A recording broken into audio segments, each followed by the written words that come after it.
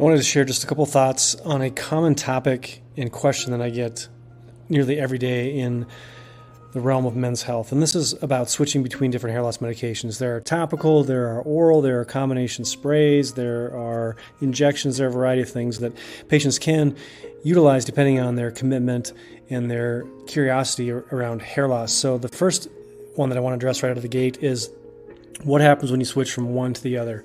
Shedding can happen at any point in time. It's a part of the normal hair loss process that occurs whether or not a patient is taking any sort of medication or remedy for hair loss. But when transitioning from finasteride to minoxidil or vice versa, it certainly is possible to experience some degree of shedding. This is because they work differently through different mechanisms. Finasteride primarily inhibits the hormone responsible for hair loss, miniaturization, thinness, brittleness, all the negative things that go along with male pattern hair loss, and also in females as well to some degree, and that is DHT.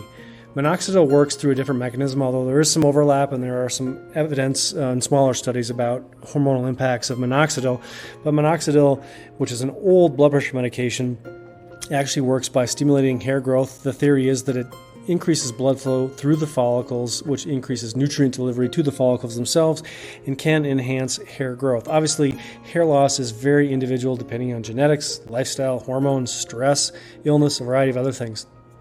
Stopping finasteride certainly can lead to a temporary increase in hair shedding as the body adjusts to the absence of the DHT blocking effects at the level of the hair follicle. Next is the time it takes to regrow hair is really variable. It depends on genetic factors, as I alluded to before, and a variety of other things, environmental, lifestyle. One of the things that people fail to understand or recognize is that there are a variety of environmental toxins that can impact not only general health, but also hair loss and hair regrowth. It takes a few months for hair to go through its normal life cycles, and therefore it's going to take a few months in general for most people to see any particular change, whether or not they're using minoxidil, finasteride, topical, or combination of any or all the above. During this transition period, the hair that's lost from stopping finasteride might not be immediately replaced by new growth from that triggered by minoxidil. It's important to have some realistic expectations and understand that this process is gradual. It's going to be gradual. There's really not much that can be done to accelerate the life cycle of hair. It goes through a growth, a maturation, a dormant, and a shedding phase, regardless of medication use or not. Also, there's some myths out there or misbeliefs that one drug may be better for certain parts of the scalp versus others. The take-home point here is that finasteride works on the hair follicles. It depends on somewhat the status of the hair follicles, whether they're dormant, whether they're damaged, whether they're dead. It's really difficult to reinvigorate a dead follicle, so to speak.